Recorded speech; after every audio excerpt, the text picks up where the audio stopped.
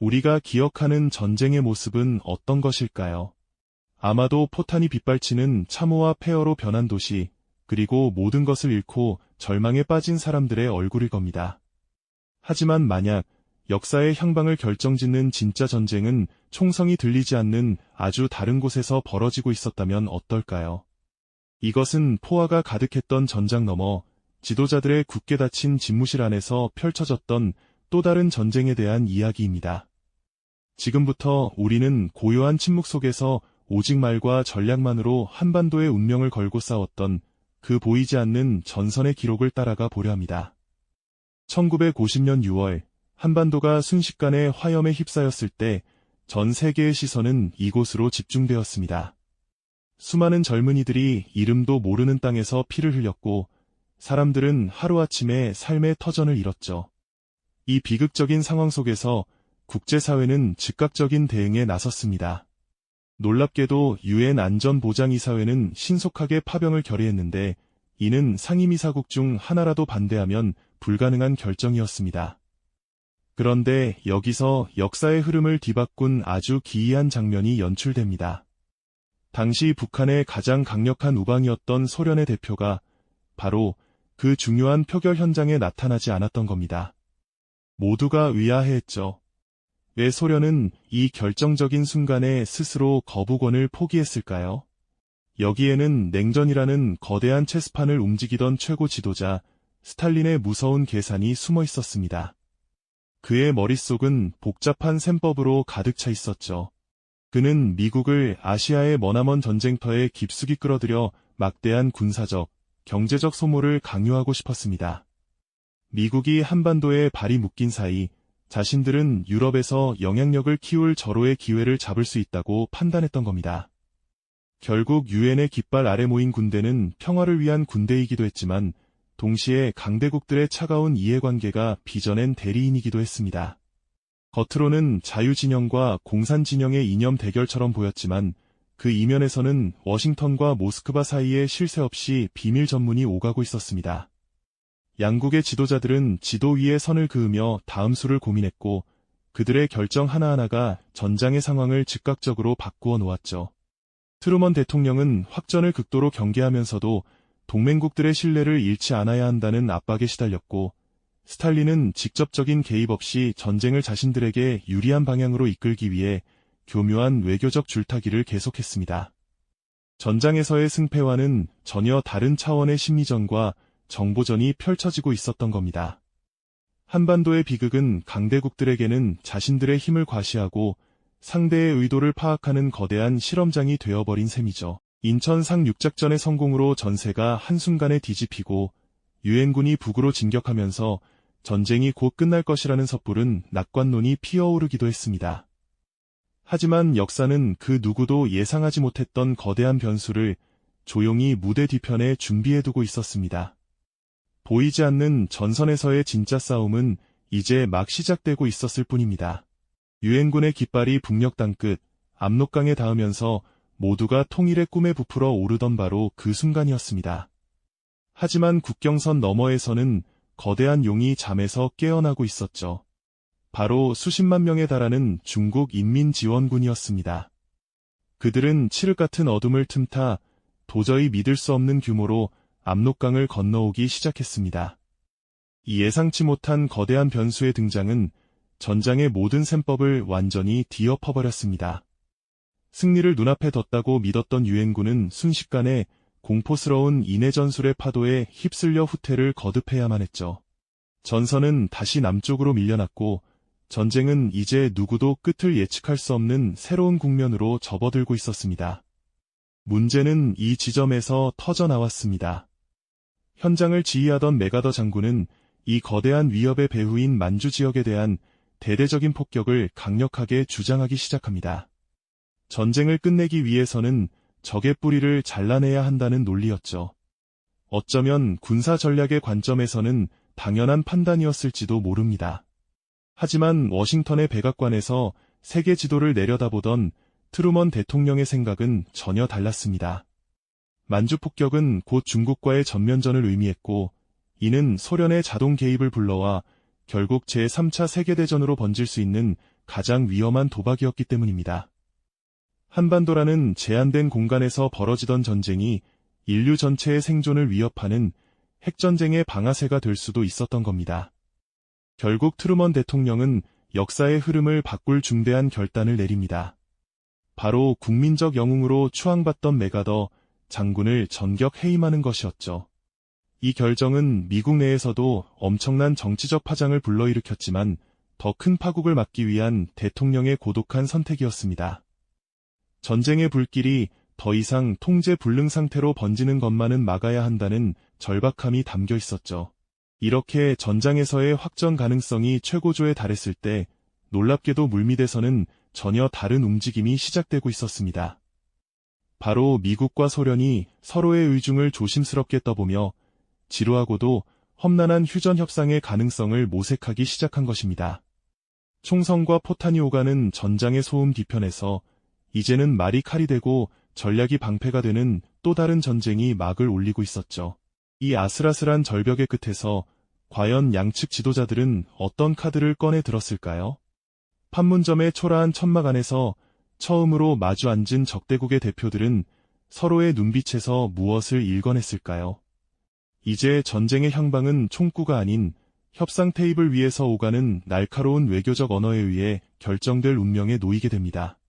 그렇게 시작된 협상은 그러나 곧 굳게 닫힌 강철문과도 같았습니다. 양측 대표단은 매일같이 얼굴을 마주했지만 서로의 주장만 앵무새처럼 반복하며 한치의 진전도 보이지 않는 날들이 끝없이 이어졌죠.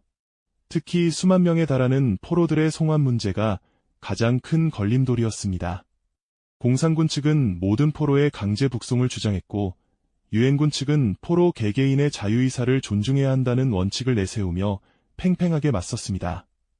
이 지루한 논쟁이 계속되는 동안에도 전방위 고지에서는 하루에도 수백, 수천의 젊은이들이 목숨을 잃어가는 참혹한 소모전이 계속되고 있었습니다. 협상 테이블의 교착 상태는 곧 전장에서의 무의미한 희생으로 이어졌고 전쟁은 끝이 보이지 않는 기나긴 터널 속으로 깊숙이 빠져들고 있었죠. 과연 이 끔찍한 전쟁을 멈출 방법은 없는 것일까요? 모두가 절망적인 소모전의 늪에서 희망을 잃어가던 바로 그 순간 누구도 예상치 못한 거대한 균열이 철의 장막 뒤편에서부터 시작됩니다. 1953년 3월 5일 모스크바에서 날아온 한 장의 긴급 타전이 전 세계를 뒤흔들었죠. 지난 30년간 소련을 철권으로 통치해온 절대 권력자 이오시프 스탈린이 사망했다는 소식이었습니다. 한 사람의 죽음이 어떻게 역사의 물줄기를 통째로 바꿀 수 있는지 세계는 곧 목격하게 됩니다. 스탈린이라는 강력한 구심점이 사라지자 크렘린 궁전 내부에서는 곧바로 치열한 권력 투쟁이 벌어졌습니다. 그리고 스탈린의 후계자들은 막대한 전비와 예교적 부담을 안겨주는 한국전쟁을 하루빨리 끝내는 것이 자신들의 권력 기반을 다지는 데 유리하다고 판단하기 시작했죠. 놀랍게도 이 변화의 바람은 길고 길었던 교착 상태에 빠져있던 판문점 협상장에 즉시 불어왔습니다. 그토록 완고하던 공산 측의 태도가 눈에 띄게 유연해지기 시작한 겁니다. 마치 두꺼운 얼음장 밑으로 따뜻한 해류가 흐르기 시작한 것과 같았죠.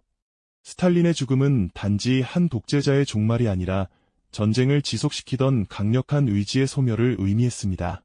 새로운 소련 지도부는 중국과 북한의 휴전 협상을 조속히 타결하라는 강력한 신호를 보냈습니다. 더 이상의 전쟁 지속은 무의미하며 이제는 내부를 다스리는 데 집중해야 한다는 실리적인 판단이 작용한 결과였습니다. 최고 지도자의 죽음이라는 거대한 변수 앞에서 전쟁의 명분과 이념 대립은 힘을 잃기 시작했습니다. 그 결과 몇 년간 단 한 발짝도 나아가지 못했던 포로 송환 문제가 급물살을 타기 시작했습니다. 양측은 서로의 입장을 조금씩 양보하며 중립국 송환위원회를 통해 포로들이 스스로 귀환 여부를 결정하도록 하는 극적인 합의에 도달하게 되죠. 그렇게 불가능해 보였던 마지막 매듭이 풀리는 순간이었습니다. 스탈린이 사망한 지 불과 4개월 만의 일이었습니다. 그의 죽음이 아니었다면 어쩌면 전쟁은 몇 년을 더 끌었을지도 모를 일이죠. 이처럼 거대한 역사의 흐름은 때로는 가장 예상치 못한 개인의 삶과 죽음이라는 변수에 의해 극적인 전환점을 맞이하기도 하는 것입니다. 마침내 기나긴 어둠의 터널 끝에서 희미한 빛이 보이기 시작했습니다. 그 빛은 완전한 평화의 태양이 아닌 잠시 총성을 멈추게 한 휴전이라는 이름의 희미한 불빛이었습니다. 수많은 이들의 피와 눈물이 스며든 정전협정문에는 사실 전쟁을 완전히 끝낸다는 약속 대신 모든 적대 행위를 중단한다는 임시적인 조치만이 담겨 있었죠.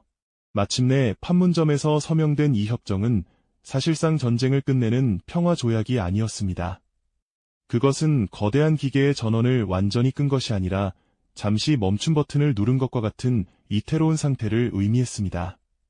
포성은 멎었지만 전쟁의 불씨는 여전히 살아 숨쉬고 있었던 겁니다. 그리고 이 멈춤의 대가는 너무나도 혹독했습니다.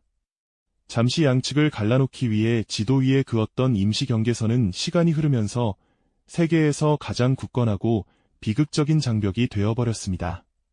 남과 북을 가르는 비무장지대라는 역설적인 이름의 공간은 오히려 가장 첨예한 긴장이 흐르는 냉전의 상징으로 굳어졌죠. 결국 강대국들의 이해관계 속에서 타결된 휴전은 한 민족에게는 영원할 것 같은 분단의 시대를 열어젖힌 셈이었습니다. 전장에서의 승리도 외교에서의 완벽한 성공도 아닌 어정쩡한 봉합의 결과는 수많은 이산가족의 아픔과 한반도에 짙게 드리워진 전쟁의 그림자로 남게 되었습니다. 놀랍게도 한반도에서 벌어진 이 외교적 봉합술은 이후 냉전 시대의 국제 질서를 재편하는 중요한 분기점이 됩니다. 강대국들은 서로의 심기를 건드리지 않으면서 국지적인 분쟁을 관리하는 법을 학습한 셈이죠. 한반도의 비극이 역설적으로 강대국 간의 전면전을 막는 일종의 안전장치 역할을 하게 된 것입니다. 총과 칼이 오가던 물리적인 전투는 멈추었을지 몰라도 그 자리는 펜과 말로 싸우는 또 다른 형태의 전쟁, 즉 외교전이라는 보이지 않는 전선으로 완벽하게 대체되었습니다. 정전협정문서에 찍힌 잉크가 채 마르기도 전에 새로운 형태의 대립이 시작된 것이죠.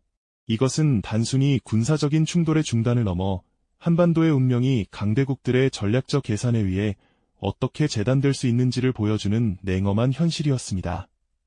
승자도 패자도 명확하지 않은 이 전쟁의 끝에서 가장 큰 상처를 입은 것은 결국 전쟁의 무대가 되었던 바로 그 땅의 사람들이었죠. 휴전선 너머를 바라보는 병사들의 모습과 굳게 닫힌 철책은 외교적 타협이라는 이름 아래 한 민족이 겪어야 했던 아픔의 깊이를 말없이 증언하고 있습니다. 포성이 멈춘 그 자리에 남겨진 것은 평화가 아닌 길고 긴 대치의 시작이었습니다. 이처럼 한반도를 둘러싼 국제정세의 복잡한 실타래는 이때부터 더욱 단단하게 얽히기 시작했습니다. 그리고 과거의 외교전이 남긴 유산은 여전히 그림자처럼 우리 삶의 곳곳에 영향을 미치고 있는 것입니다. 이것이 바로 포성이 멈춘 자리에 남겨진 끝나지 않은 전쟁의 또 다른 이름이자 오늘날까지 이어지는 외교전의 무거운 유산이라고 할 수 있겠습니다. 그 무거운 유산은 단순히 남과 북이 군사적으로 대치하는 상황만을 의미하지 않습니다.